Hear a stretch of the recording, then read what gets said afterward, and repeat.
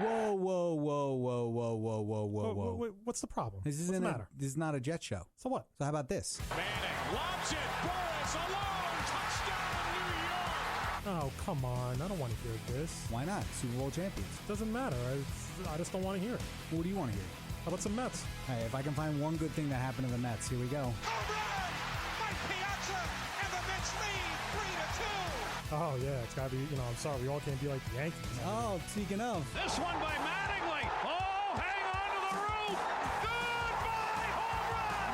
Don Mattingly. No. God, I can't believe I just said that. All right, well, listen. How about a little Nets? If I have to. Hit the jumper to win it. He got it. I can't take it. I can't take it anymore. It's been a second. I can't take it. How about some Knicks? Oh, yeah, big spenders. Can't win a playoff. Fair enough. Houston pops out up top, down the lane, running jumper off the front rim, and in. I guess we should talk a little hockey, no? People even watch hockey anymore? They watch the Rangers. Well, if you have the Rangers, you gotta have some violence. Yeah, no, they didn't have a YouTube in the 80s. All right, let's get the show started. Here we are, polar opposites. Hello and welcome to the Polar Opposites podcast on polaropposites.podbean.com. You can follow us on Twitter at PolarOpposites1. We're also available on iTunes and coming to you live on Spreaker.com. Just search either Polar Opposites or The Matt Show, and you'll find us that way. I'm Matt Stevens. Alongside me, as always, It's Craig Moffat. and Craig. Matty, how you feeling, man? We've been off for a few weeks. Just the same old nonsense. Just waiting for baseball because I don't really care about hockey enough, and the Knicks. Well, at least they're tanking. Yeah, I mean, thanks for winning last night, guys. Excellent work. Excellent work. You guys do excellent work. How the no, I'm not even gonna do it because it's just useless. It's useless. and on top of that, our president can't get a health care bill passed. Holy. And he's not throwing out the first pitch. I know. Then he turned down the Nationals. You know why that is? I don't know. Tiny hands. Can't grip the baseball. There's nothing You know what I mean? ego. You sure? Well, listen, but here's the thing. He's not going into a situation that's 50-50, right? Oh, Why would you? He could get booed out of that I mean, stadium for like, all you know. let's be fair. Now, it's a Northern Virginia crowd mostly, so there'd probably be some supporters of his. But, like, I was at the game where George Bush threw out the World Series pitch in 2001, Mm-hmm. and, like, that was after 9/11, and there were still people booing. And that was, like, after 9/11. Yeah. So I can only imagine what it's So, gonna be. like, yeah, you can only imagine what it's going to be with Trump. We got a lot to get to today. We're going to start off with what I want to know, and then we're going to move into it. We've got a lot of baseball to get to. We got AL Central, NL Central, AL East, and NL East. We're going to spend a little extra time on the Yankees and Mets, as we always do. We have exciting seasons ahead for the Yankees and Mets, and for totally different reasons, which is kind of weird. Usually, it's only exciting if both teams are good. Yeah. This is an instance where we could have both teams be good for years Sure. if this is done properly by both teams, which would be exciting. All right, Maddie, here we go. The top four Light it up. local topics of the week Light in it our up. usual What I Want to Know Is segment. Here we go. Number one. The Giants took care of an important piece of business this offseason, re-signing Jason Pierre-Paul to a 4-year, $62 million deal with about $40 million guaranteed. They franchised JPP originally, but this deal allows them some additional cap space. And now there are reports that the team could bring back Jonathan Hankins on a 1-year prove-it contract, although they have yet to speak to Hankins or his agent. The Giants have also signed Geno Smith to back up Eli Manning, in addition to signing tight end Rhett Ellison, offensive tackle DJ Fluker, Brandon Marshall, and they've re-signed offensive guard John Jerry, as well as linebacker Keenan Robinson. Maddie, what I want to know is, how would you grade the overall moves the Giants have made this offseason? I would grade it as a B plus. I'll give it a B plus. The clear deficiency of the team last year was offensive line. And I think you actually did something quite good by signing Ellison, who is considered one of the best blocking tight ends in the league. Now, he has like 2 catches a year, but you can use other tight ends for catching and use him for blocking. Look, DJ Fluker that's one of those things, you know. Look, You hope. what you hope is that he finally discovers something that he hasn't discovered in the 4 years he's already played. You know what I mean? Or maybe they move him to guard or tackle, and he finds that he likes one of those positions more. Maybe if they go out and talking about signing Mangold, and they put Mangold at right guard next to Fluker at right tackle, maybe that makes him a better player. Maybe he hasn't had good guys next to him. I didn't watch enough DJ Fluker film to really know how good or bad he is. I know he's not great. I do like, of course, we talked about the Brandon Marshall signing. The Geno Smith signing is what it is. Listen, folks, if anybody was upset, if you felt anything about the Geno Smith signing, this is what I'll say about the Geno Smith signing. If he's playing, we're screwed. Right. Right, like that makes sense. No, right, you're like right. so. Who gives a rat's patoot who the freaking backup make me the backup quarterback? You pay me $500,000. You know what I mean? Like if I'm playing the game, the Giants are boned. So you don't have to worry about that one.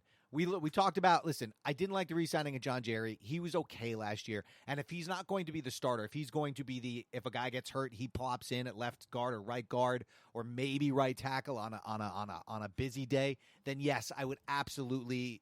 Fine, but I don't want him starting. Like I need better offensive line help, and that's why it's a B+. I think they made some good moves. I mean, getting JPP signed was obviously important. Keeps their defense, him and Vernon and Snacks, right? Together for at least a few years. More importantly, it gave them the cap space to do other things, which they wouldn't have had if he just went on the franchise tag. Geno is Geno. I'm neutral pretty much. I mean, I think that it's an okay signing for the Giants. I mean. But like you said, if Eli gets hurt, you could be in for a long season. But if not, then you're okay. It's not. And who knows? Maybe hanging out with Eli, because let's be fair, he hasn't had anybody like that. Yeah. So maybe Geno's a really good quarterback that just hasn't had the right schooling yet. We don't know. Could be. But again, if he's playing, screwed. The rest of the signings to me are they're okay. I'd probably say out of all of them, Ellison is a decent tight end, blocking tight end. They still need a running back to kind of pair with Perkins because they let Rashard Jennings go. They got drones. Shane Drone. Ruben Drones. Shane Drone. No, the guy from the Niners. Isn't Shane it Ruben? Drone. Who's Ruben Drones? Isn't that another? Is that a different player? I don't know, man. You got to stop smoking that shit. What do you mean? I'm talking about. I'm pretty sure it's that. I'm gonna look it up. I don't know who Ruben Drone is. I'm gonna get on the interwebs so that I can find out. But of course, we talked about it a couple weeks ago. Brandon Marshall was a solid signing. Gives Odell Beckham another compliment, a tall receiver, which is what the Giants have always needed. To go with Beckham. As for the line, I mean, John Jerry wasn't that great. Fluker, for $3 million for DJ Fluker, you can't, it's not a terrible signing for 1 year. Worst case scenario is you release him. The Giants have done some good things. I mean, I don't know how much better it makes them compared to last year, but I think overall, because you're basically bringing most of the team back with the exception of adding Brandon Marshall. Here's why they're better. Brandon Marshall makes them better because not all three receivers are 6 feet tall. Mm-hmm. So he makes them better just right there. Ellison makes them better. If I was the team, I would create all of my schemes where Ellison just stands next to Eric Flowers all the time. You know what I mean? Like, give the kid a break. Give him some help. Then we'll see what happens. All right.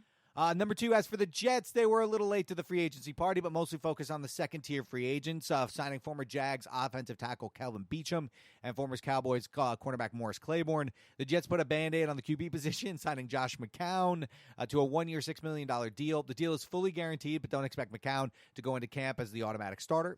Bowles said the NFL owners meeting in Phoenix that they were in an open competition involving McCown, Bryce Petty, and Christian Hackenberg. Do you want to reread that? I No, mean, I thought I read it just fine. Okay. At the NFL owners meeting in Phoenix, That's not how it came out. Yeah, it did. Let's play. So we'll play it back. We can't play it back later. What I want to know is an open competition at QB the smart move for the Jets heading into training camp? Of course it is, and the reason why it is because they're not going to be a very good team this year, and you have to see what you have in these kids. If Petty beats out McCown, bravo to Petty. Same thing with Hackenberg. I think at the end of the day, they're hoping that Hackenberg either wins the job or takes a significant step forward in preseason and in training camp and everything. McCown is. I like the McCown signing because it's a veteran, and that I'm fine with that.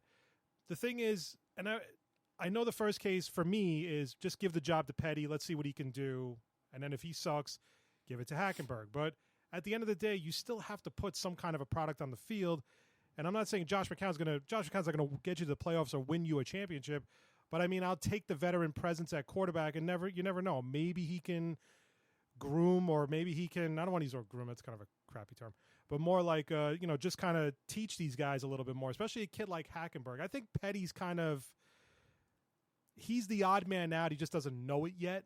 I think it's still kind of focused around getting kind of Christian Hackenberg's head on straight. But I have no problem with the signings they made so far, the offseason. Yeah, you always want to see your team – bring in some good players. But the Jets are going to be a bad team, and they're blowing it up because they just have to at this point. So in that sense, I like the Beecham signing. I like the the signing of Claiborne for 1 year. It's really not a big deal to me. And if they take, it looks like they're going to stay at 6, even though there's a lot of talk of them trading down. So they could wind up with that kid Marshawn Lattimore, and you could have your secondary, starting, rebuilding your secondary. I'm okay with it. I think it's a good idea. Let's see, like I said, let's see what the kids can do at this point. Let's see if they can beat out the veteran. That's what they got to strive for right now. Let me say this.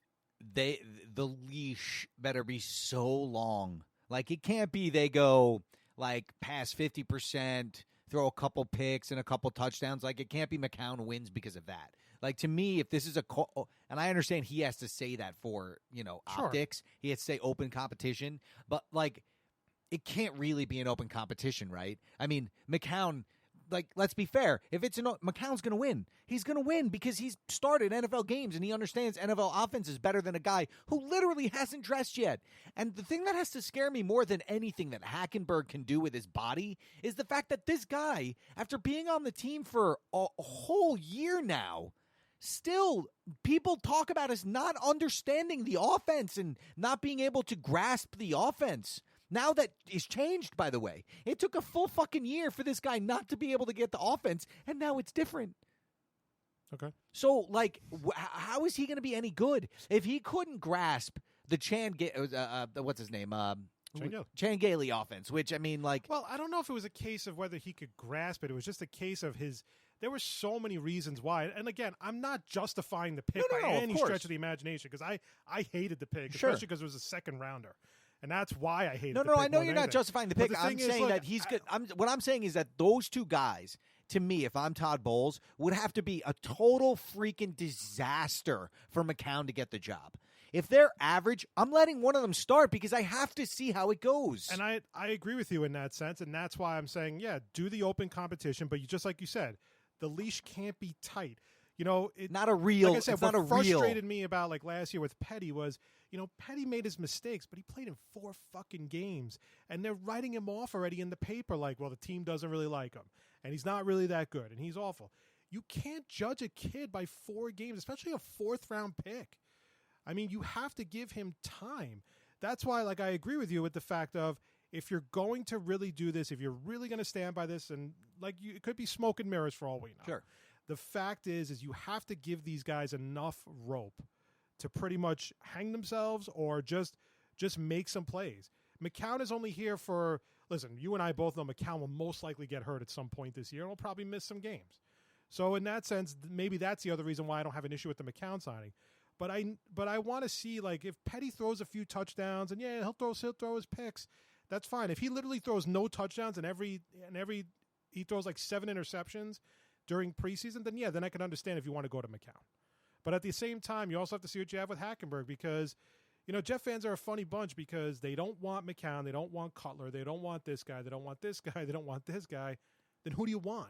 You don't want Petty either. So who do you want? Do you want them to draft a quarterback? We don't want them to draft a quarterback. So it's what do you want them to do? So is this a tank job for next year to try to get Darnold or Rosen or the kid from Wyoming? I mean, I don't know. But I'm fine with it. I have no issues with it whatsoever. Number 3, Yankee shortstop Didi Gregorius will miss a month after injuring his shoulder while playing for the Netherlands in the World Baseball Classic.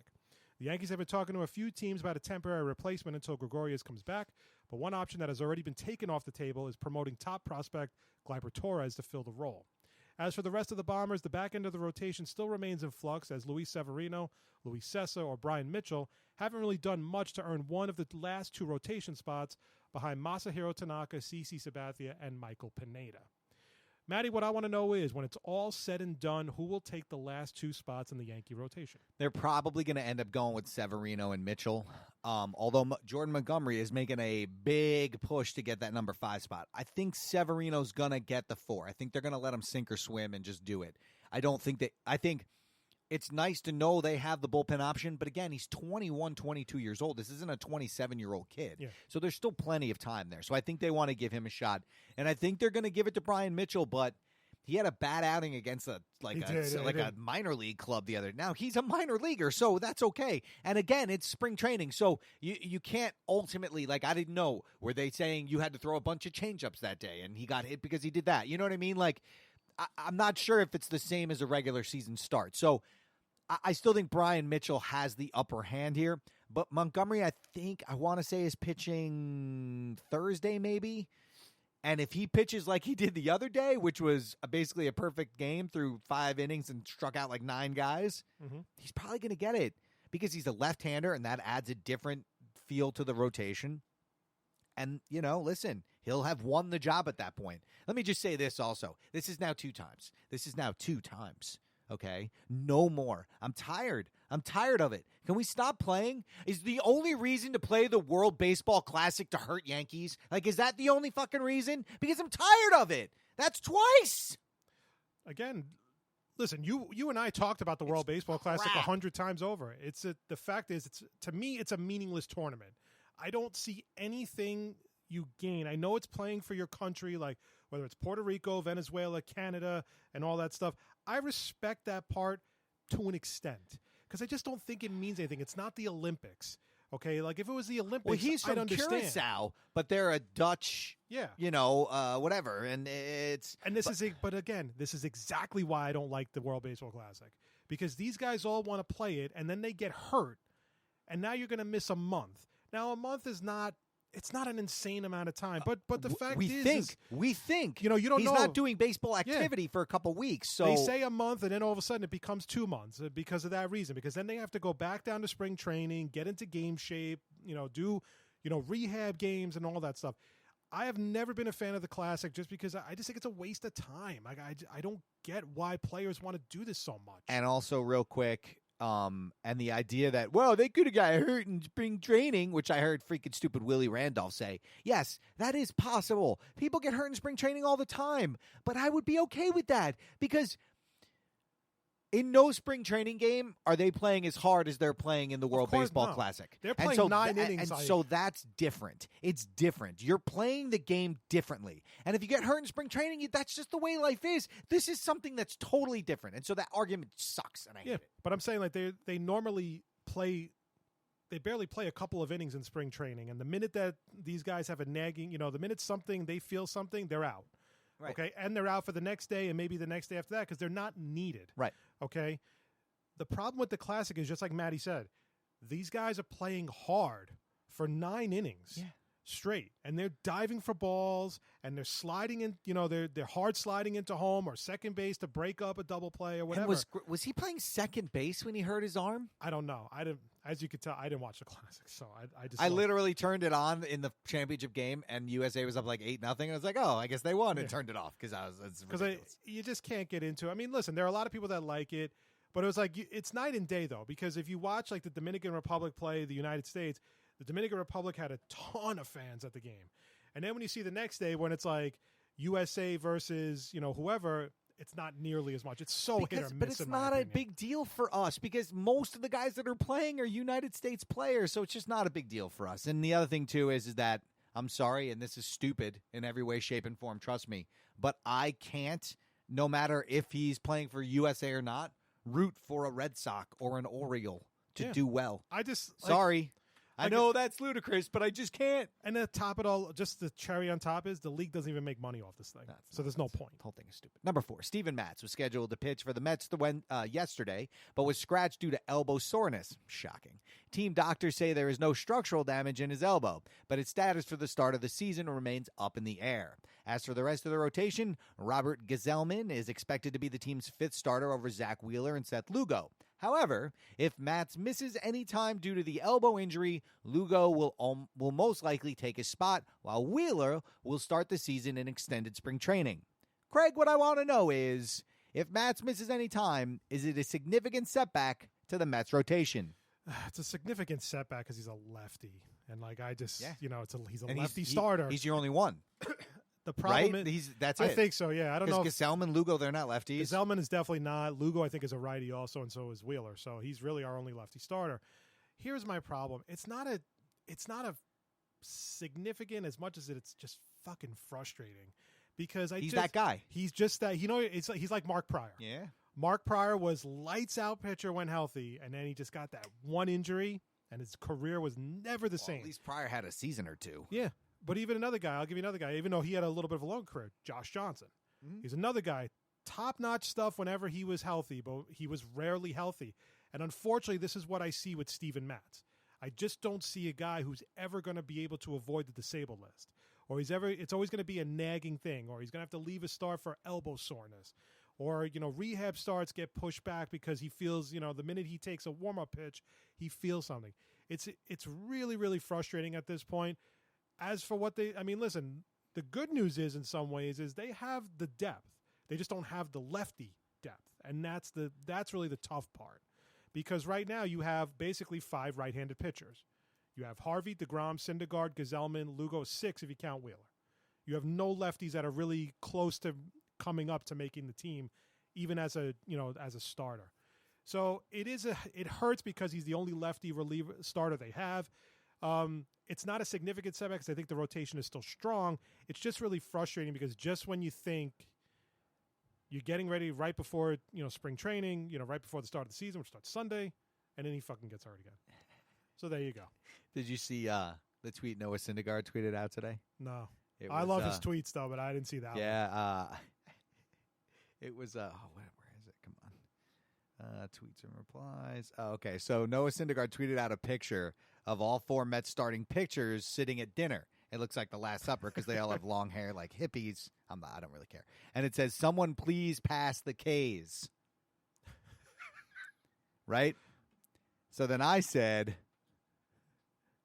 or a gurney. Or the hospital gurney. Because that's the thing, right? Like the thing that's keeping the Mets from possibly making the World Series is the fact that 3/5 of your rotation, we kind of don't really know. Like DeGrom, yes, we assume he's going to come back healthy, but he wasn't healthy last year. Matz, you definitely can't count on. Wheeler hasn't pitched in 2 years now. I think it's actually the smartest thing the Mets did was sending him to extended spring training. Well, haven't said that yet. Well, but they should because. But Lugo should probably pitch over.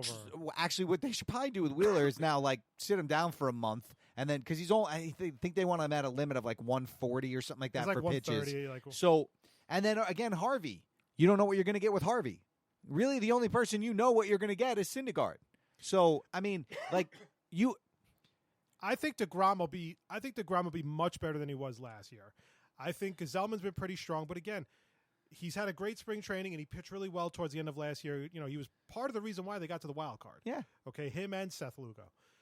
But again, now it's a full season, and what I always say about things like this is that teams have tape on him. Yeah. So they know what he likes to throw. They know what he like. They know the pitcher always has the advantage the first time, right? You assume. Of course. Unless you're throwing fastballs right down the middle. But no one, because the thing is, no hitter has seen these pitchers, right. So nobody knew Seth Lugo or Gesellman. I think Wheeler going to extended spring training is the right move, basically because he'll build up endurance, maybe build up some arm strength, get him ready for he'll eventually get the call up or whatever. I got a silver lining for you. Go. Met fans have been. Because this is how Met fans are, they've been worrying for years now, even though they had 5 years or 6 years, that which guy are we going to lose? Who's going to go? How are we going to pay all these guys? What are we going to do? Your answer has been given to you. Yeah, you're not going to pay Matz. Matz is gone because you can't count on the guy. You just can't. Now, if he comes back from this and throws 180 innings and never gets hurt the rest of the season, we'll talk. But I don't believe that's going to happen, and I don't think you believe that's going to happen either. No, because he can't even get through spring training without getting hurt. Even just something simple now as elbow irritation or tenderness, whatever it is, it just immediately raises that red flag. Yeah. And the thing is, you don't really get scared about it, mainly because you have Harvey, you have DeGrom, you have Syndergaard. You're throwing out Harvey like he's a lock. He's coming off major surgery, man. I have to have optimism for him to be successful. No. I'm saying though that and I agree with you that from an optimistic standpoint, absolutely. But you can't, as a person who watches baseball, look at him and say it's a mortal lock that he's going to be good because that was major surgery. It's just hard. They even said it's going to take him a while just to build up consistent velocity when he's clocking 96, 97, and all that stuff. So I expect a few rough patches for Harvey. You just hope as the season progresses, he gets over it, and he's not going to. I don't know if he's going to be that ace that he used to be, but I still think he's still solid, and I'm hoping that he overcomes this, and again, because right now this is just, we said it all the other times. When's the next pitcher going to fall? You know, we used to talk about the Mets last Yeah. year heading into, even when we were talking earlier when free agency was going on. Now it's Matz. Now, how long he's out, we don't know. But you can expect him to be out at least a month. You already know he's starting on a disabled list. Sure, absolutely. Okay, there's no question about it because the Mets are going to take, but they're going to take their time with him. But don't get me wrong, they and the fans are just, I think they're just beyond frustrated because this guy just cannot stay healthy. On to the old baseball preview. We got a lot to get to today, so we're going to not a lot of time to do. So we're going to sort of speed through these and then pay special attention to the Yankees and Mets. We're going to start in the NL Central. We have the Reds, and I mean, is there do you think there's anybody in the world who is putting money on the Reds to finish anywhere but last? Sure, I definitely think so because you can win a lot of money if they do. Right, but I mean, every other team would have to die in a plane crash, right? No. I mean, come on, Craig, come on.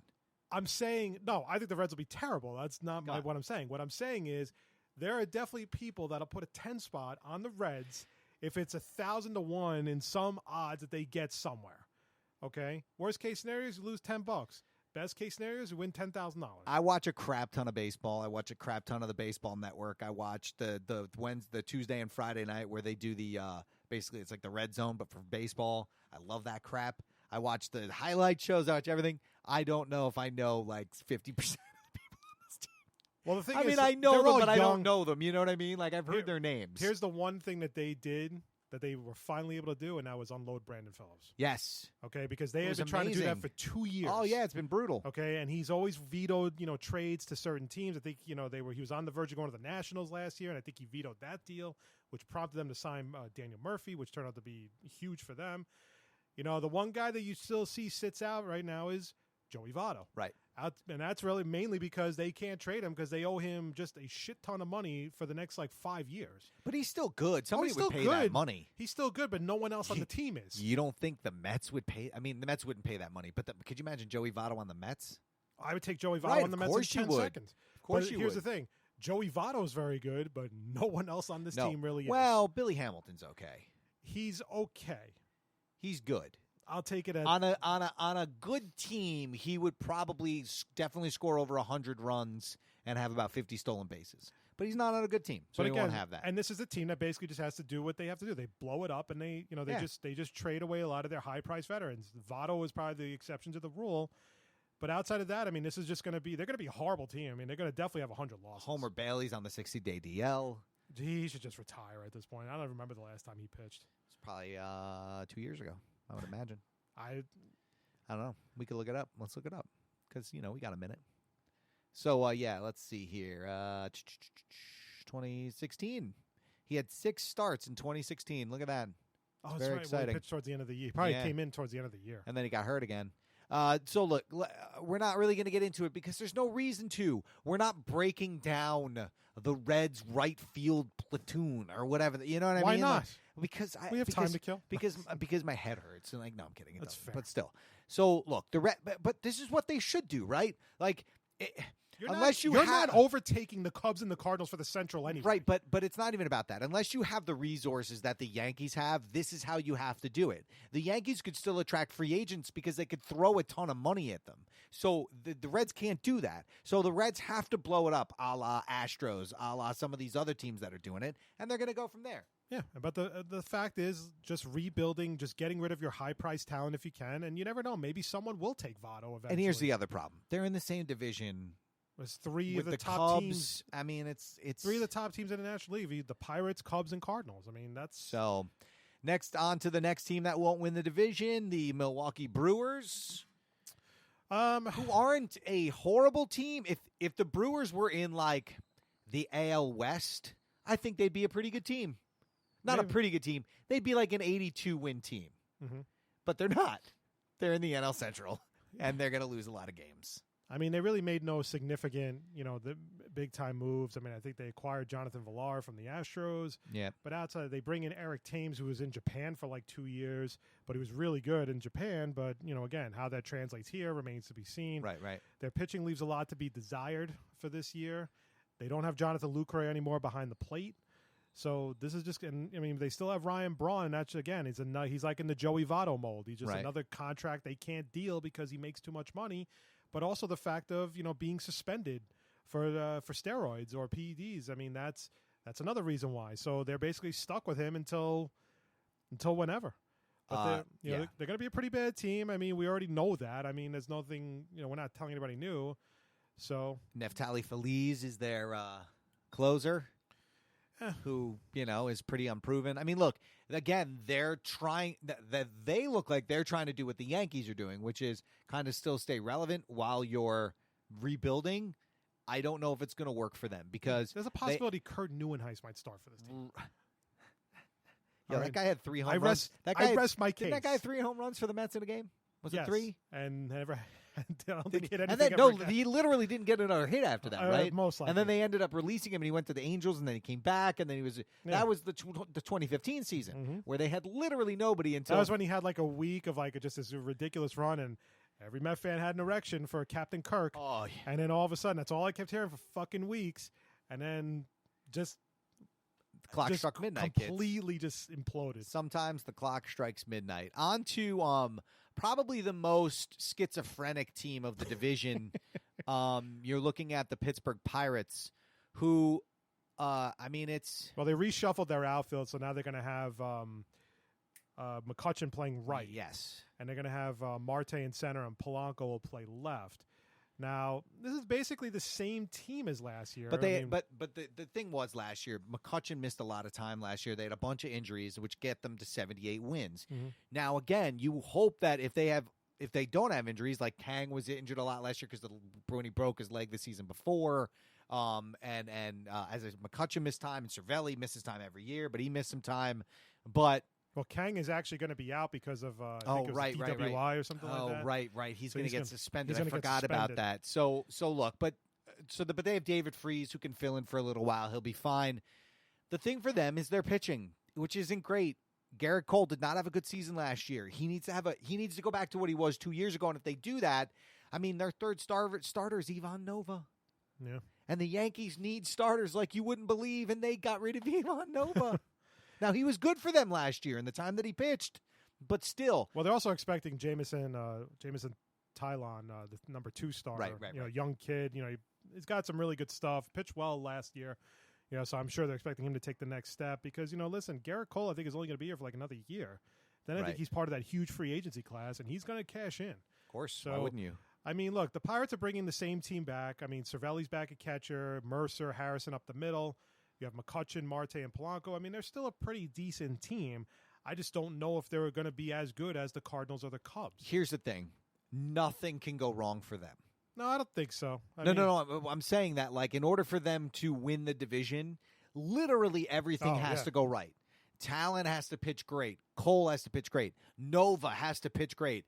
McCutchen has to have another MVP-type season. You know what I mean? Cervelli's got to bat 280. Like, the Polanco, these guys have to hit home runs. Like, every single thing that you think the highest expectations you have of each player has to come to fruition for them to win.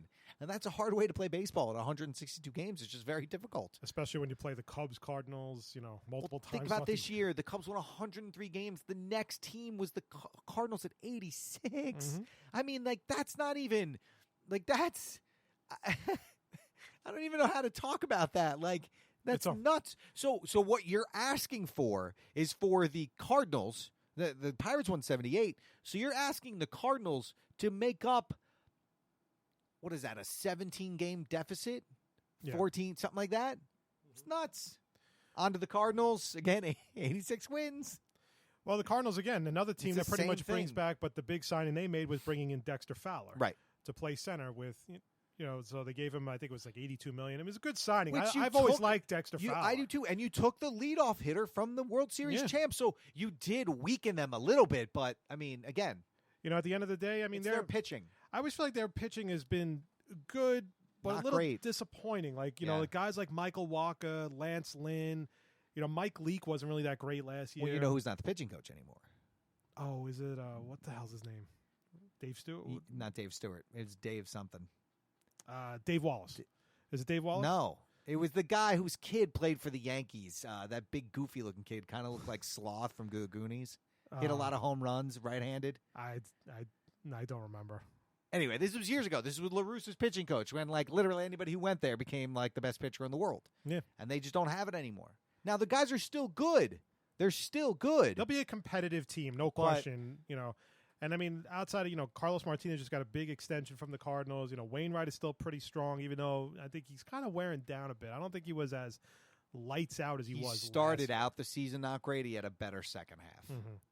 So overall, I think they're, again, they'll be a competitive team, but Yes. I just don't. I mean, I could definitely see them competing for the wild card, no question. Oh, sure, but again,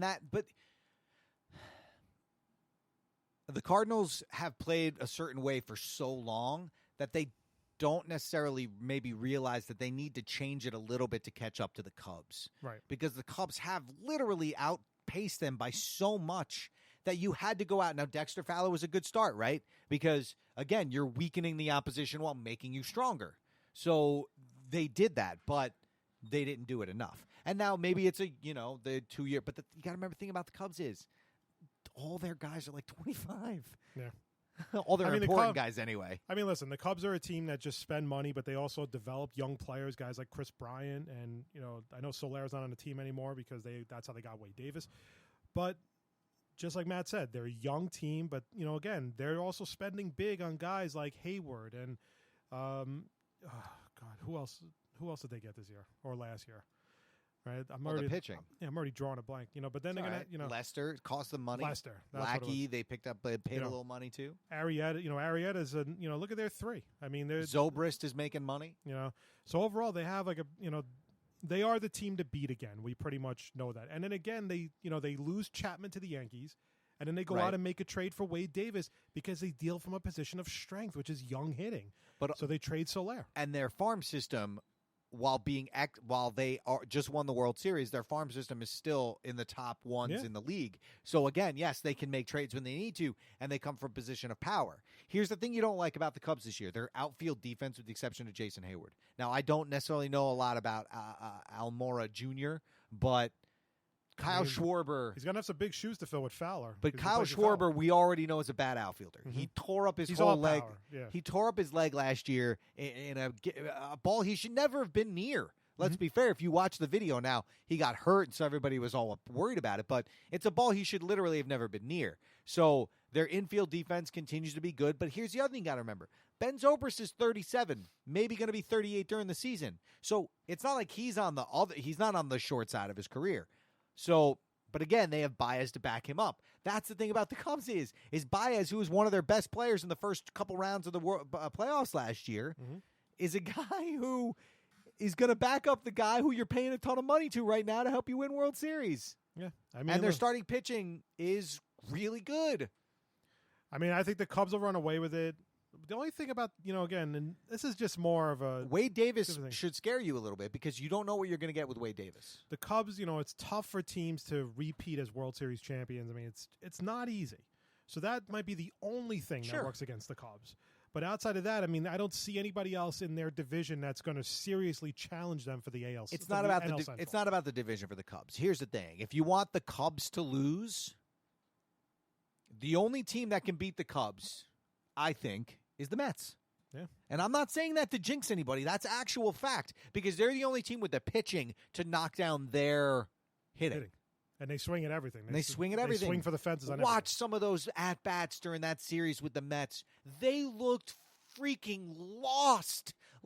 Kyle Schwarber was swinging over pitches that were literally hitting the dirt as he's swinging. It was brutal to watch.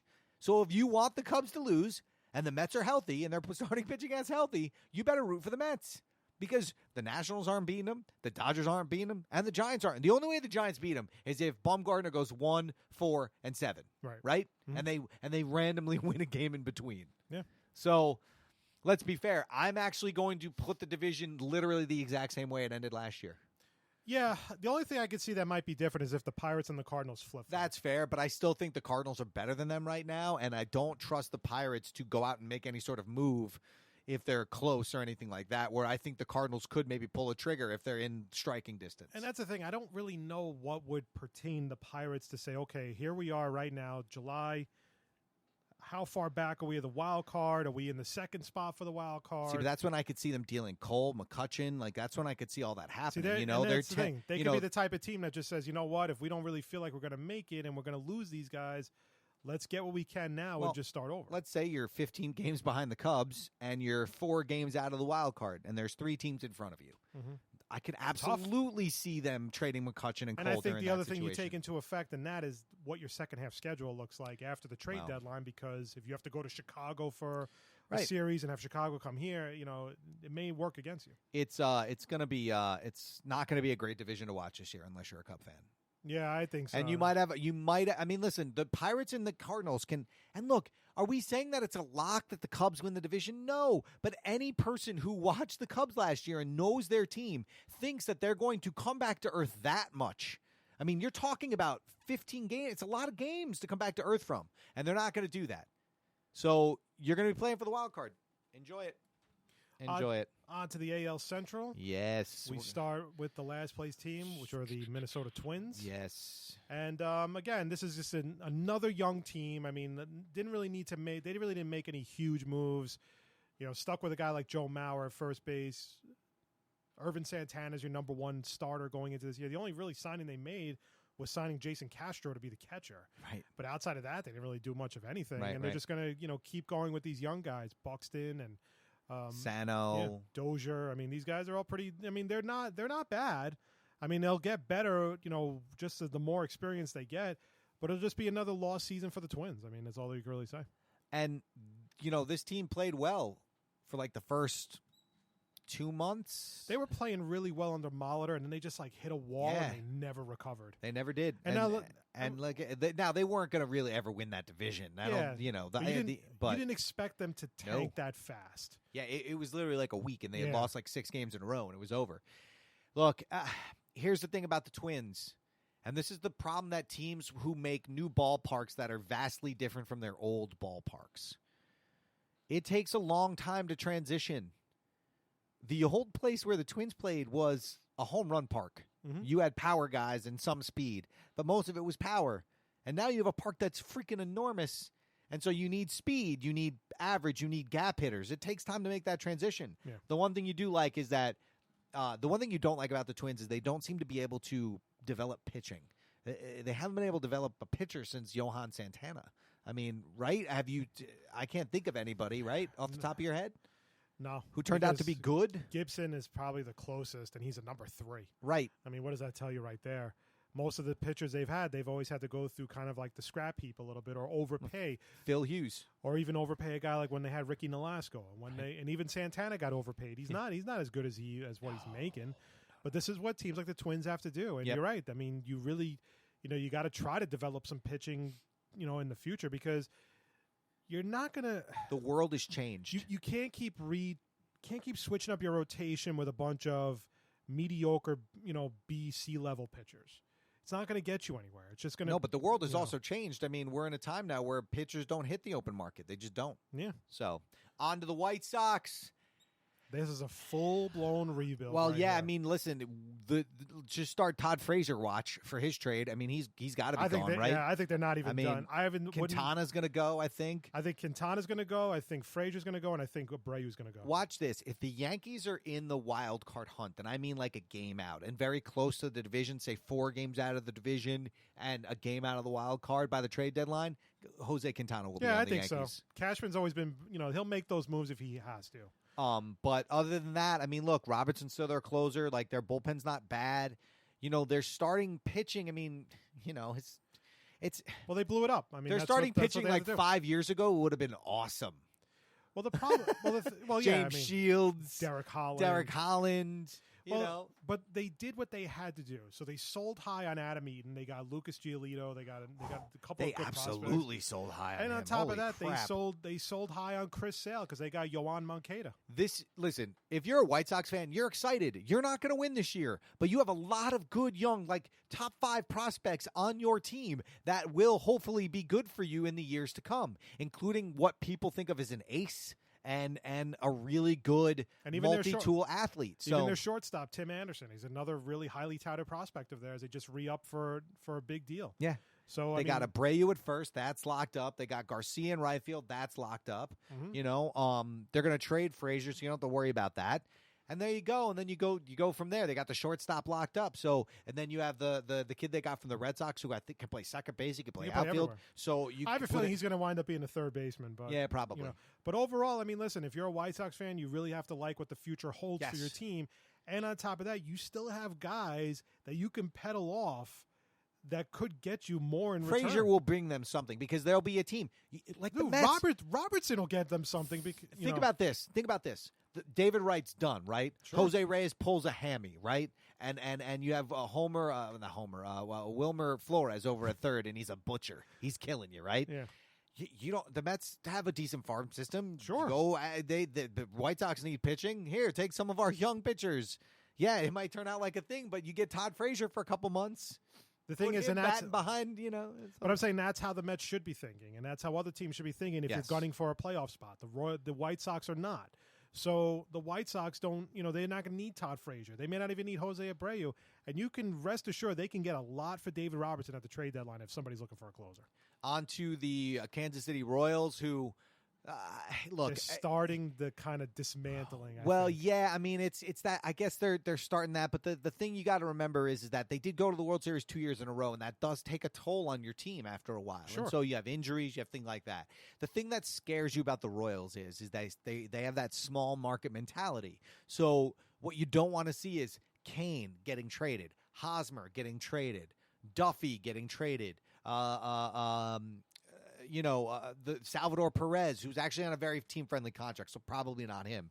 But you know what I'm saying? Like the leaders of this team getting traded because they're still all pretty young and still could make another run. The problem for the Royals is they fell in love with that idea that you only need to get 5 innings out of your pitcher. And that'll work 1 year. You know what I mean? But you're going to destroy your bullpen, and it won't work for multiple years. And so they need to learn that and get some good starting pitching in there. And I'm not sure Ian Kennedy as your number 2 is the way to go. Well, this team to me is, I think they're on like kind of the edge. They're on that ledge. Yeah. Because they could definitely compete with the Twins. They can compete. They can definitely compete with the Indians and the Tigers. I mean, the Twins. Indians, I meant. Sorry. Right? They could definitely compete with those teams. But I think they're going to play this a little scared. I don't think they're going to go for it if the opportunity presents itself. I think the minute that things go a little south, the Royals are going to go south because I just don't see them really getting a set to go out there and get a big time pitcher or get a big time whatever to solidify your rotation to challenge the Indians and challenge the Tigers because, like I just said, those teams are beatable. I think they're beatable. Oh, I mean, do the too. Indians are a great team. And so the Tigers are a pretty good team too. But the Royals I are really good enough think to. The Royals are good enough Sure, to challenge either one of those teams for either a wild card spot or the division. Ian Kennedy's going to have to pitch off his ass, but they definitely could do it. They have the bullpen to do it, and they have the hitting and the fielding to do it as well. Their starting pitching is not out of those 3 teams. They have the worst starting pitching. It's another C level like Jason Vargas and. You know, like Danny Duffy's a great pitcher, but he's not a number 1. At least I don't think he is. No. But I mean, but they think, but that's the problem. They really needed to address that, and Kennedy hasn't really been. Kennedy's been okay, but last year it was like they had Volquez, and Volquez was pretty awful too. Right. So this is a team that's not going to invest a ton of money to get back to the World Series. And like I said, I think they're going to play it very scared because I think if they're about 4 games out of the wild card, I don't think they're going to make that run. I think they're just going to wind up. They're going to start shopping everybody to just get because they're going to get scared of losing those guys in free agency. On to Detroit, and this is sort of like the window is closing very quickly, right? Sure. I mean it's closing really quickly. Like Verlander had a great season last year. Probably should have been Cy Young. He didn't get it, but he's on the other side. Miguel Cabrera, who can still play. The problem is that you have Victor Martinez holding up the DH spot, and Miguel Cabrera still has to play first base, which I think ultimately hurts him. You're talking about a guy who always has like nagging knees and groin. You know what I mean? Like he plays through it, but he always has to play through it. I mean, look, you're going to need to get now. Zimmerman was not great for them last year, so you assume a little bit better from Jordan Zimmerman this year. But you got to assume that Michael Fulmer is going to come back to the pack a little bit. Like, he still might be as good. And you have to assume the same for Verlander. And they still didn't win the division last year, with the 2 of their starting pitchers having really lights-out years. Mm-hmm. Victor Martinez is hurt a lot. and I don't like their bullpen. Their bullpen has never been good. I don't like K-Rod. I mean, I don't think K-Rod is as good as he used to be. But the Tigers are just getting old, and that's an issue. Now, listen, they have a couple of good young guys. Like Iglesias is pretty good. Castellanos is pretty good. Fulmer had a great season last year, after coming over from the Mets. Norris is actually not a bad starter either. They got him from Toronto. Yeah, he's fine. So those are pretty solid and overall. But the rest of the team is getting a little old. Right. Upton wasn't really that great last year. He had a rough season. Yeah. Now you expect him to be a little bit more comfortable. You but, hope so. Just like you said, Cabrera's another year older and playing the field. Victor Martinez is another year older, which means it's another spot that you can't move Cabrera and then maybe get younger at first base. But I like their up the middle defense with Kinsler and Iglesias. They have some good young players. Yeah. I don't love their bullpen at all, and I'm not really. And I know Verlander had a great year last year, but I don't know if he's going to be capable of doing that again this year. Well, even if he has it takes one step back, that's not going to be enough for them to win the division. Mm-hmm. That's the problem. Is he has to literally have the same year as last year, and Zimmerman needs to be better, and Fulmer needs to have the same year because they still didn't win. Mm-hmm. So and finally on to the Cleveland Indians, the AL champion Cleveland Indians. They're a very good team, and they're getting a lot of players back. But they made a big signing, and that's Edwin Encarnacion. It is. It's a great signing. Great signing. Great signing for them because he is an exceptional hitter. The ball comes off his bat so hard it scares people. He is a great hitter. And he's going to have a lot of safety in that lineup with guys like Carlos Santana, Jason Kipnis, Francisco Lindor. Yep. Even a guy like Michael Brantley. This team is pretty stacked, and Plus, their bullpen is also very good too. Yep. Now their bullpen is probably going to start. There's going to be a downtime for that bullpen because they pitched a lot of innings in the playoffs last year. The good thing is they're getting a lot of starting pitching back that they didn't have for the playoffs last year. Carrasco, Danny Salazar. Yeah, the thing was, Kluber last year really wasn't that great. He got off to a rough start. He was great in the postseason. But his stats last year were not that great in the regular season, but he turned it on in the postseason. And then you have a guy like Trevor Bauer, Josh Tomlin. I mean, they're pretty stacked. Doesn't mean they're not beatable, though. I think, the Tigers will definitely give him some fits. I think that the Royals definitely give him some fits. But I love the signing of Edwin Encarnacion. It was probably the best signing of the offseason by any team. Oh, yeah, because, he fills in, for Napoli, who was a huge part of their lineup last year. And he's able to fill in there and be great. Okay, so here's what we're going to do. We got to do the AL East and the NL East. Yeah. So let's do for the AL East and NL East. Let's try to do quick, if we can try to swing it. All right. Okay. Yeah, it's fine. Listen, I'm here. Okay. So let's see if we can get both done in. Actually, shit, we're not gonna really have a lot of time. Yeah, I told you. That's why. It's no, fine. We'll play it by ear. We have to do closing time. All right. So real quick, the Atlanta Braves. Young team, new stadium, old pitching, and not going to be that great. No, and Dickey's been terrible this offseason. But again, be excited if you're an Atlanta Braves fan because they've made some great moves. Dansby Swanson was a great move. They've got some really good young players that are going to be exciting for you, just not this year. You have a new stadium, that's why you have old pitching. Yep. On to the Phillies. I think it's literally the same thing. Same as I think they're going to be fighting it out for the bottom of the cellar. But again, old pitching. Well, yeah, I mean they gave some old pitching. Well, they gave Hellickson the qualifying offer, and he took it. Why wouldn't he? Eichhoff was decent last year. Aaron Nola wasn't bad. I don't understand. I mean, Clay Buchholz. I'm assuming he'll get hurt at some point. So, but listen, they have a couple of nice little pieces like Michael Franco, and the pitching has been pretty decent. Gmar Gomez actually turned into a pretty decent closer, even though for a bad team. So, I think they're starting to put the pieces together. But they'll be fighting it out with the Braves. So top heavy, it's not gonna be good for them. On to the Marlins, and really the thing for the Marlins is that they were contending all season for at least a wild card, and can they get over Fernandez? Yeah, and I don't mean from a mental standpoint. I mean from a on the field standpoint. He was such a dynamic pitcher for them. Can they get past that? And can Giancarlo Stanton stay healthy? Here's the only thing I'm going to say about the Marlins. This team eventually has to shit or get off the pot. And what I mean by that is this team is rolling out the same freaking lineup for literally 4 years now, and they haven't gotten any better. And you added Mattingly, and I know Mattingly's a good manager. He's not a great manager, but he's a good manager. But every year I see Christian Yelich, Marcelo Zuna, Adenny Hechavarria, It just goes on, and they still haven't done anything. They haven't made the postseason with these guys. They haven't done anything. So this is a team that now has to shit or get off the pot with these guys, or just start cutting bait and just start bringing in new players, because whatever it is right now is not working. Oh, and by the way, Edinson Volquez is your number one starter. I rest my case. And Giancarlo Stanton's going to miss a month at least. Yeah. So I mean, it's already just listen. They've always been that mediocre team, the textbook definition of mediocrity. But eventually, these guys are gonna have to start taking the next step and get this team to a wild card. Otherwise, it's But we know it's not going to happen because they don't have the pitching. They don't have the pitching. On to the Nationals. We're going to do the Mets and Yankees last because that's how we do it. On to the Nationals. I'm going to say it right now. Adam Eaton is a good player. He was not worth what they gave up, and I don't know if he makes them so much better than they were last year. I really don't. I don't think he does. I mean, I think he also gets hurt a lot too. I think he's a good player. He has a little pop in his bat, not a lot. I mean, he steals bases, but he gave up a lot of pitching, man. He gave up some good prospects. Weren't they in the market for another center fielder and the deal fell through? That was McCutchen. That was McCutchen. That's what I thought. So they wound up they gave the same package almost to the White Sox to get Eaton. Yeah. And it not necessarily for the better. Look, they don't have a closer. At least not one that you like. Well, right now it's going to be Sean Kelly. Right. It looks and like. Again, they don't have a closer that you like. They have a really good catcher. I like Wieters. Rendon is a good third baseman. He still hasn't.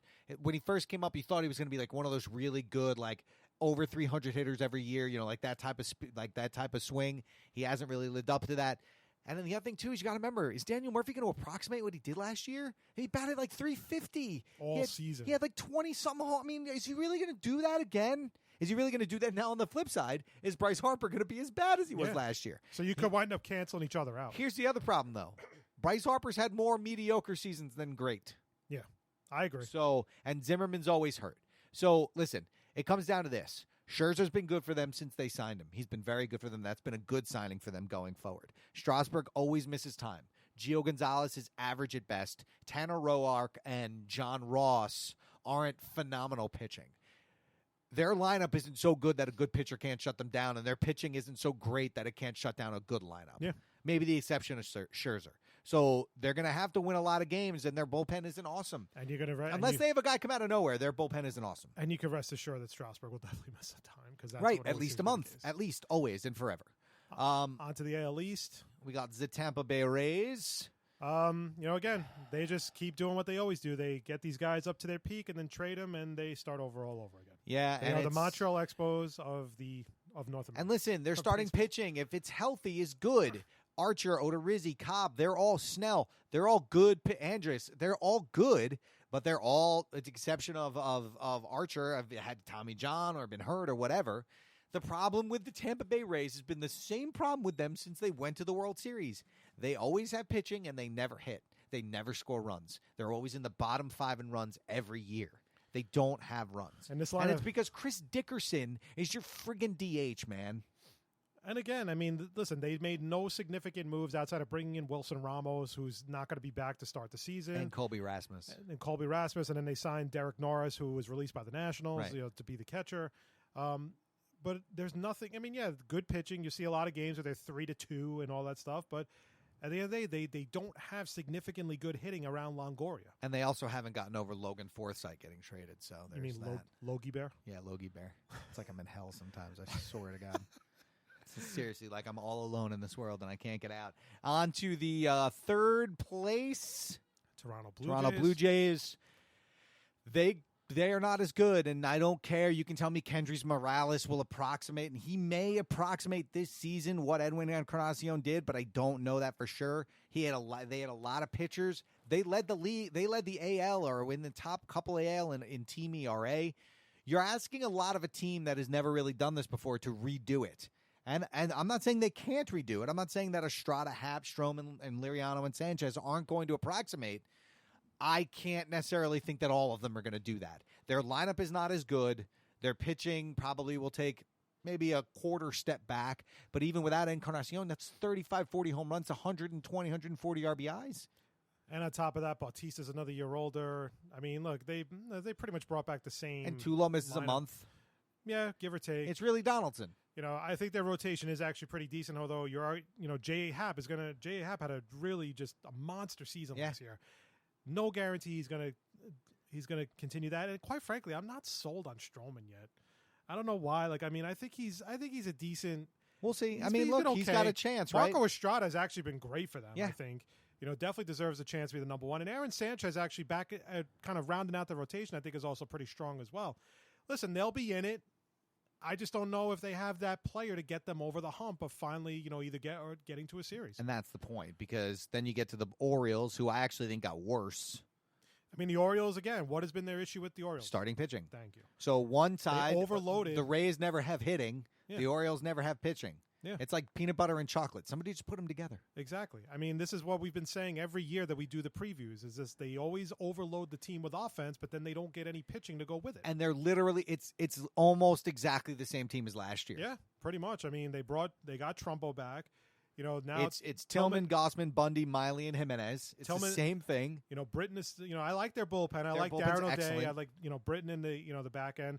Tillman's not going to be ready for opening day, so there'll probably be Kevin Gausman starting opening day for the Orioles. And no Weeders, but I don't know if that's such a huge Wellington deal for them. Castillo's actually a decent He pickup. is. I like that I'm pickup saying for them. from an offensive standpoint, I don't know if losing Matt Weeders is such a huge deal for them, because they have so much hitting. Not to mention, Dylan Bundy, last year he finally pitched. I mean, he's had a lot of trouble, like elbow trouble, injury trouble and everything.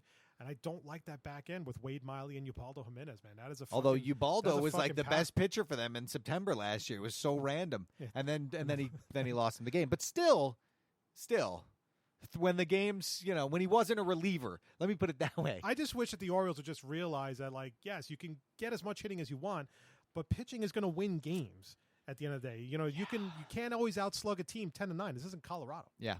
On to the Red Sox, who most people believe will win the AL East. Look, I mean, they've penciled in Sandoval at third. They got Mitch Moreland at first. That infield that's not a great, like, unless friggin' Fats Panda just rediscovers Well, 4 years ago. Slimmed down a little bit. Yeah, he's still Fat Panda. So assuming he goes back to 3 years ago when he was really good. Xander Bogaerts, I mean, Dustin Pedroia. The thing about Dustin Pedroia is when he plays, he's good, but he's always got like wrist and hand stuff, so that hurts. They think Benintendi's going to be fantastic. And Mookie Betts. Is Mookie Betts going to be Mookie Betts? Here's the only thing you have to think about with the Red Sox. There is no David Ortiz. They have lost 40 home runs and 100 and something RBIs. And the way they're approximating that is by putting Mitch Moreland at first and Hanley Ramirez as DH.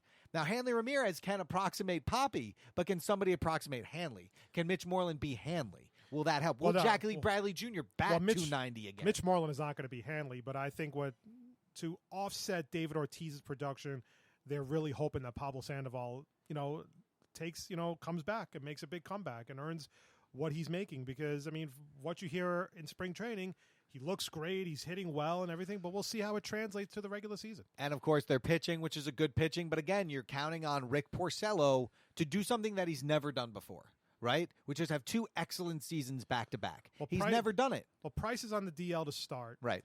And then one of the trades I actually liked that they made was when they got Tyler Thornburg from the Brewers. Yes. I like that move a lot for them But to he's really got solidify. a trapezius strain. So he's going to be out on the DL for a little while. So And Kimbrel wasn't great last year. better it happens now than Sure. like in August. So I'll take that. I agree. So listen, I mean, I think they're going to win the division too. The one thing I never like about this, and I've said this the entire time, when you pitch in Fenway Park, you should never have your 2 top starters be left-handed. It doesn't make any sense to me. On to the Mets. Well, look, the Mets pretty much, again, bringing back the same team, guys coming back from injury, Harvey coming back, DeGrom coming back, Wheeler you hope comes back at some point this year, but like we said during the opening, putting him in extended spring training, I think, is a really smart move. Yes, I agree. They are not going to have Jeurys Familia. We don't even know what the suspension is yet because they still haven't announced it, which is a little weird. Yeah, guys, just come get on. it done already. Like, it's just this like has we been know going- he's going to get suspended. Just fucking tell us already. Also, I heard that he might get less than.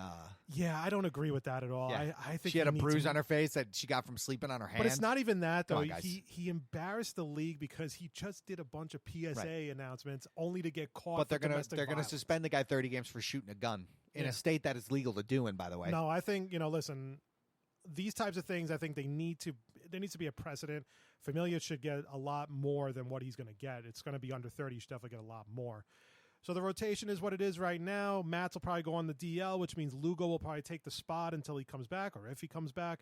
The couple of questions for me on the Mets are very simple. Number one, I've already written off David Wright, so I'm not even going to get into that. So Reyes will be your third baseman. I think Reyes will be my third baseman.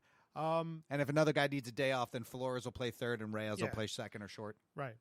Travis d'Arnaud, hitting well, but still having issues throwing guys out, and that's never a good thing. He can't catch. So he can't catch Syndergaard. He can't. It's no, stupid. he's not, and he's not going to. I don't think. I think Rivera is going to wind up catching Syndergaard, and Rivera's been better at throwing guys out than d'Arnaud. So there's that, and then again, the first base with Duda. He's got to make it through a full season, and he hasn't shown that at all. He's missed significant time over the last 2 years. I honestly think the best thing that could happen is Duda gets hurt, and they just bring up TJ Rivera and say, just do your thing. Just, see. Well, the funny thing is, what I think is going to happen is if Duda gets hurt, I think Bruce is going to move to first, and that'll allow him to bring Conforto up and have him play every day. I mean, you could do that too. Here's the thing for me is that the Mets, they can't. Their bullpen has to at least tread water while Familia is suspended. Yeah.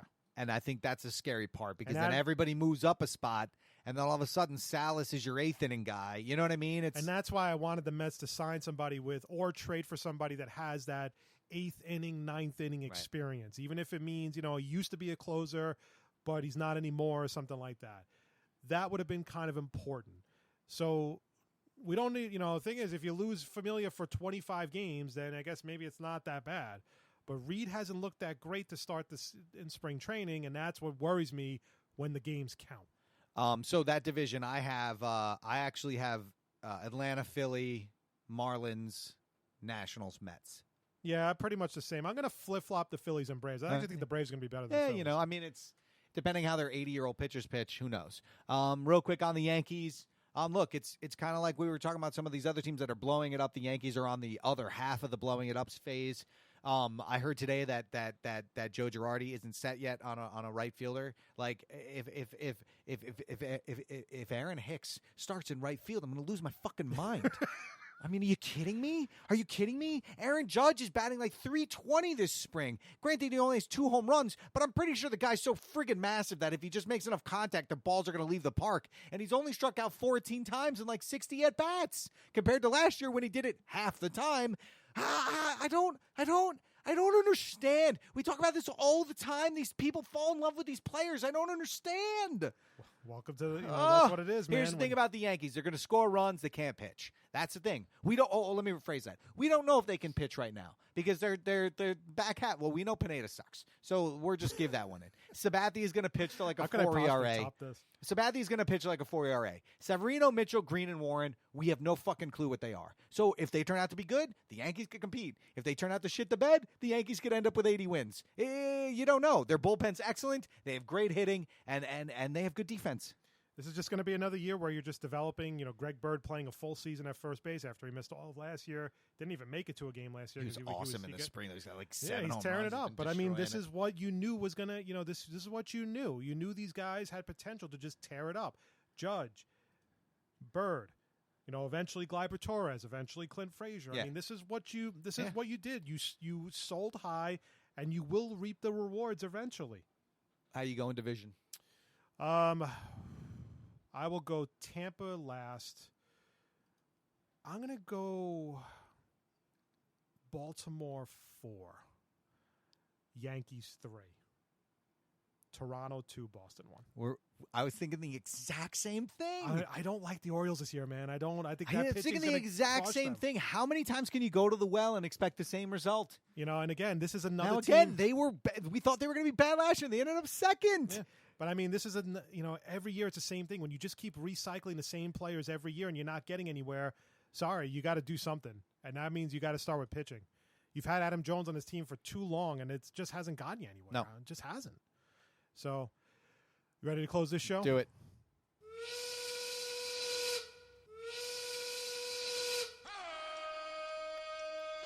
Closing time, as always, rounds out our show. 8 topics, anything goes. All opinions vary. All opinions legal. All opinions matter. No. Maddie, are you ready? Oh. Did your nuts finally drop this week? Here we go. Number 1, the Browns acquired Brock Osweiler from the Texans on the first day of free agency. and what was basically a salary dump that gave Houston some much-needed cap space. As to why the Texans traded the $72 million mistake after only one season, Mike Florio from Pro Football Talk reported the final straw for Osweiler was an altercation between him and head coach Bill O'Brien during their Week 17 loss to the Titans. O'Brien told Osweiler he was supposed to go in the game after Tom Savage suffered a concussion. Osweiler got pissed he had to play and accused O'Brien of only playing him because he needed him, which led to the argument.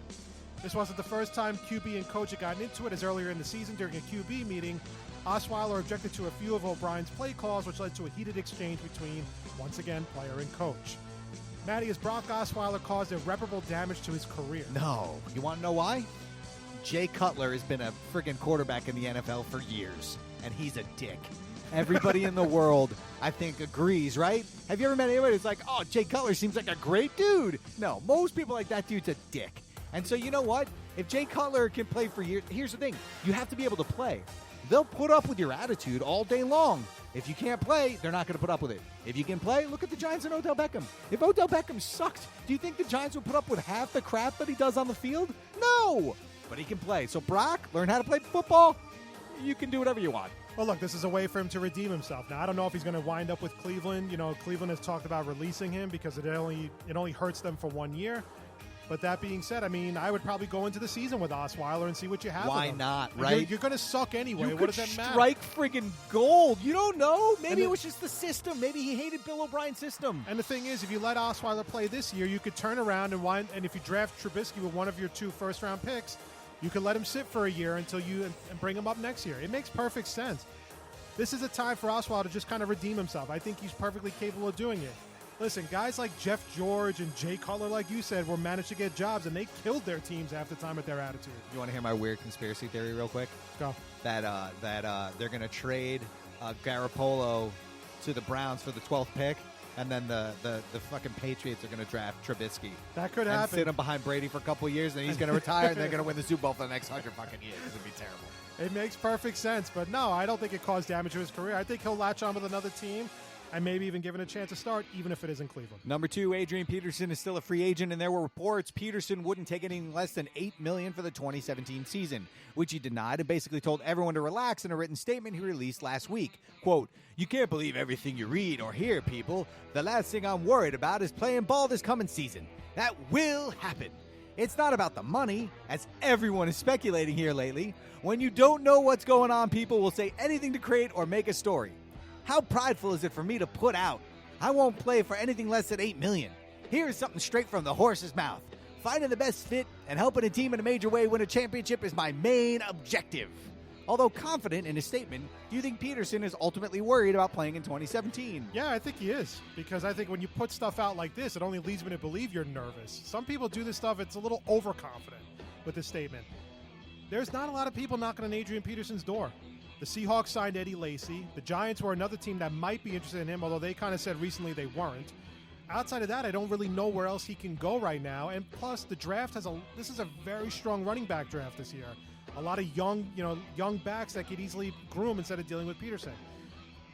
He'll go to a team like, I think, the Patriots at the end of the day, or a team that's like, maybe even a team like the Cowboys if they can get him on the cheap.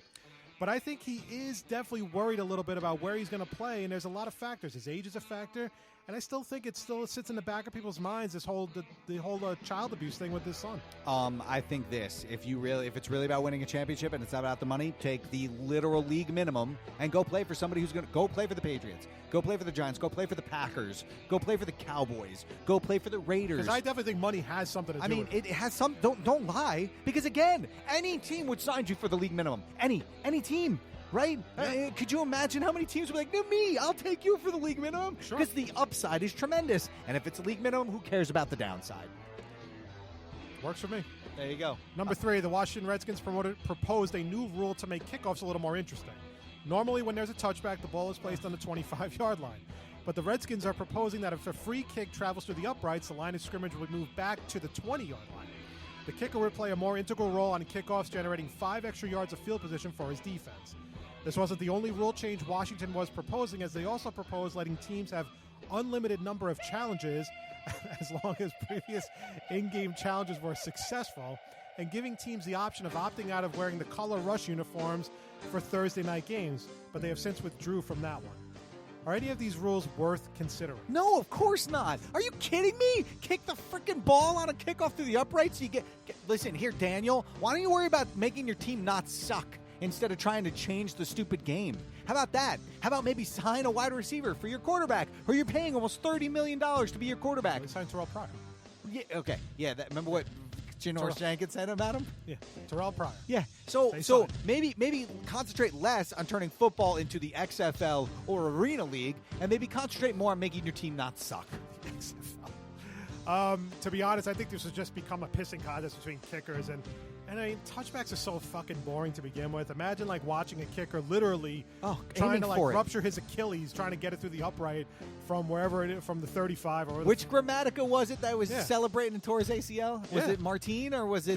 It was Automatica. And you never saw him again after that. Automatica, Grammatica. You know, I think all these rules. I like the color rush uniform, so I don't have an issue with the color rush uniform. I don't care. As for the challenges, I mean, could we possibly slow the game down anymore? Because they'll be challenging everything. It's just not worth it. Here's the thing about uniforms. Nobody cares. Win the game. Nobody cares what you're wearing. Nobody cares. Number 4, the Redskins fired GM Scott the Redskins fired GM Scott McLaughlin on the first day of free agency, and team president Bruce Allen finally gave his reason why while speaking with Liz Clark of the Washington Post. Allen told Clark, "I thought it was the right thing to do for where we were at the time. We wanted to give clarity to our free agents, to our staff, of where we were going. For Scott, it was good timing because it allows him to be hired by anyone right now before the draft." Allen denied there was a power struggle between him and McLaughlin, and also denied any issues between the team and Kirk Cousins, saying they were speaking on a regular basis and the team is negotiating with the QB for a long-term deal they hope to get done by July 15th. Are you buying what Allen is selling? No. And the reason why I'm not buying is because I don't really know what message they're sending. They fired their GM. We're incompetent? I think it's incompetence. They didn't really sign anybody of significance outside of Terrell Pryor. They let Deshaun Jackson go. They let Pierre Garçon go. Scott McLaughlin was the one who wanted to get Cousins and almost had Cousins signed to a long-term deal last year when they franchised him, and they nixed that deal. So I'm having a hard time buying anything this guy is selling because you had a chance for your franchise quarterback last year on a long-term team-friendly deal, and you never got it done because of whatever, a power struggle and everything. And now you have him for $24 million. That's probably easily 5 or 6 more than I'm willing to pay for Kirk Cousins. Also, you said the guy that you fired, that he was an alcoholic, so who the fuck is going to fire him? Who's going to hire him now? You said the guy was an alcoholic. You said the guy was drunk around the team facility and stuff. Like, now, you didn't say it, but it was leaked that it was said. So, yeah, nobody's going to hire this guy. Because let me tell you something. People think he's a bad deal. Daniel Snyder fired you. That means you suck at your job. Mm-hmm. Right? Yeah, sure. There you go. But again, at the end of the day, you're saying we wanted to send a message to our free agents. Yeah. What was the message? Because I don't know what it is. Don't sign here. We suck as a franchise. Number 5, according to ESPN's Dan Graziano, Colin Kaepernick is looking for a contract worth $9 to $10 million a season and a chance to compete for a starting job. The options on the table seem to be dwindling, with the Jets the latest to fill their QB position by signing Josh McCown. The 49ers signed Brian Hoyer and Matt Barkley, and the Texans are simply biding their time until Tony Romo becomes a free agent. The only team that could make sense for Kaepernick is the Browns, who currently have Brock Osweiler, but for how long remains to be seen. Does Kaepernick have a shot to get remotely close to what he is asking for? I'm not sure he has a shot, but he should get what he's asking for. Now, listen, you know if you ever listen to this show that we are not huge Colin Kaepernick fans, but to be fair, he is a better quarterback than all the guys you just named. Now, that's not saying a lot, but he's still better than those guys, and he's better than some of the guys that are starting. If I'm Miami, I would take a look at him. Why not? He took a team to a Super Bowl. What the hell has Tannehill ever done? And he's coming off ACL injury, so you don't know. But why not, right? I agree. I mean, who knows? The Browns should absolutely take a look at him. Why not? What the hell do you have to lose? And $9 to $10 million for starting quarterback in the NFL who's taking a team to a Super Bowl is friggin' cheap, man. It's cheap. The problem with Kaepernick is I understand, I think he should be given a shot, but at the same time, he's kind of a one-trick pony. He only knows how to do a read option offense. His accuracy's always been terrible, even over the past few seasons with the Niners. I mean, and outside of that, now listen, protest aside, I don't really give a crap about that. But the fact is I just don't know if he's capable of helping a team. If he's better suited to take a backup, but no team that needs a backup, I think, is going to give him $10 million. No, not to be a backup. No. You know, I have 5 or 6. It would be quarterback 5 or 6, I would definitely consider it. Yeah. 10, no way. No, of course not. It'd be So silly. in that sense, I mean, I don't think he'll get what he's asking for, but he does deserve a shot. I will give him absolutely. Number 6, in a memo obtained by ESPN's Ramona Shelburne, which always sounds like a cartoon character from like an MTV show, right? Yep. Doesn't okay. Anyway, Daria. Yeah, exactly. NBA Commissioner Adam Silver told NBA owners there will be significant penalties for teams that fail to give the league adequate notice a key player will be rested for a game. This comes in response to the Warriors giving Steph Curry, Klay Thompson, and Draymond Green a rest day on March 11th when they played the Spurs, and the Cavs resting LeBron, Kyrie, and Kevin Love for a nationally televised game against the Clippers. Silver also said owners can't simply delegate the responsibility of resting players to other members of the organization. Although the memo did not say what the penalty would be, in 2012, then Commissioner David Stern fined the Spurs $250,000 for sending Tim Duncan, Manu Ginobili, and Danny Green home for a game against the Heat. Does Silver have the right to intervene in a team's decision to rest players? I understand where Silver's coming from, but I'm going to say no on this one. And the reason why I say no is because, listen, if a team wants to rest a player, they can rest a player. It happens I think it happens all the time in other sports. Obviously, in football, maybe not necessarily so much because you only get 16 games. But in baseball, that shit happens all the time.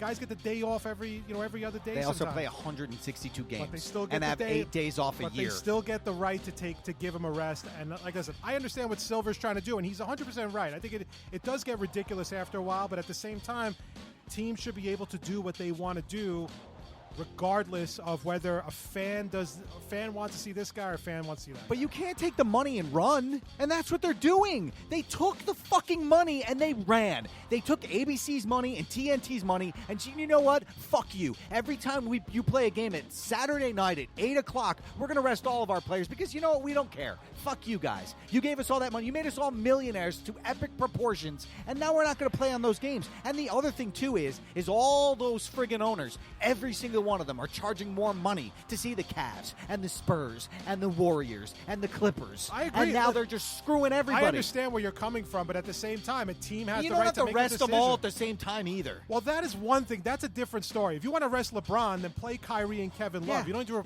rest all three. Right. They're thumbing their nose at the league, dude. That's what they're doing. If you want to rest Steph Curry, then make sure Klay Thompson and Draymond Green should be playing. That is them absolutely going like this to the NBA. That's what they're doing. That is colluding. They're colluding to do this. There's no other explanation. I know, but unfortunately, like I said, I understand where Silver's coming from, but I say no. I think that the team can make a decision if they want to make a decision. I don't agree with Then it. every ticket should be the same price. Good luck with that. Well, then that is why I never go to an NBA game. Number 7, Maddie's non-sports story of the week. A 15-year-old boy in Spain is suing his mom and accusing her of mistreatment after she confiscated his phone in an attempt to make him study. The son is seeking a 9-month jail term for his mother as well as payment for his legal fees. The case was heard by a judge who ruled in favor of the mother, saying she was well within her rights and took the correct action by confiscating the phone. No word yet on whether the son plans to appeal. On a scale of 1 to 10, how much of a little shit is the son? Oh, it's 11 or 12. But the other thing, too, is here's the thing. The son should have to pay all the legal fees for this crap. He should have to pay for wasting our time. And the lawyer who took this case should be disbarred for being an ass. Well, you know why the lawyer took the case. Because I don't care. Lawyers need cases. They do, I understand, but you can't as a lawyer look at that case and go, oh, this is a fucking winner. I'm going to win this case. You can't do that. Well, it's impossible. Jacoby and Myers may disagree with you. Okay, or that guy with the terrible hair plugs. Yeah, or Celino and Barnes. Yes, but here's the thing. That kid should have to pay the legal fees. If I'm the judge, I make him pay, and I don't care if you're in debt for the rest of your life. That kid probably got an ass whooping when he got home from his mother with the belt. And I'm not much for hitting You know kids. that for a fact. I would have backhanded the shit out of that little kid. This is old. This is probably an old school family. They probably whooped that kid's ass up and down. Good. He deserved every second of it. Every single second. Number 8, the Blue Jays and manager John Gibbons are finalizing an extension to keep him in Toronto. Gibbons' contract was set to expire at the end of the season, and the initial framework of a deal includes a club option for 2020. Gibbons is on his second tour with the Jays after taking over in 2013 and has led the team to 3 consecutive winning seasons and 1 AL East title. The Jays made it to the AL Championship Series in 2015 but lost to the Royals, who ultimately won the World Series. Does Gibbons deserve an extension? Yeah, I think he deserves an extension. He's done a decent job with them for the most part. It's really the team that's built around him. And the thing is that, the Blue Jays have been a team that, they have a lot of talent. They just can't take the next step. Now, some of that does fall on Gibbons. I'm not going to say it doesn't. He's not going to get, away with not taking some of the blame. But I think overall he's a pretty decent manager, and I don't see any reason not to give him the extension, is basically what I'm saying. As a Yankee fan, I totally agree with this thing they should do, because I don't think while he's there they'll ever win anything. All right, and fair. they might win a division, but he'll never get them past, Maybe, it but won't I mean, happen. At this point, if you keep, again, if it's the same roster out there and you're not seeing the results, then eventually it does fall on the manager. So Gibbons will take some of the heat, but I think overall, he's done a good enough job to warrant an extension. That's right. And with that, closing time is officially over. And with that, this episode of Polar Opposites is over. We'd like to thank everybody for listening as always. Check us out at Polar Opposites 1 on Twitter. Follow us on polaropposites.podbean.com, as well as iTunes and on Spreaker.com. That's right, Spreaker. Right, just type in Polar Opposites and you'll see our show there to download. No show next week, but we'll be back the following week. We'll get into some baseball as the season will be underway. Maybe even maybe take a look at if any teams have gotten better with the NFL free agency. And basketball is also right around the corner, so we'll probably do some playoffs. Never basketball. All right, maybe not. So again, one more time, polaropposites.podbean.com, as well as iTunes, as well as Spreaker.com, and follow us on Twitter at PolarOpposites1. Enjoy the games, enjoy the week, enjoy life, and we will talk again next week. Bye.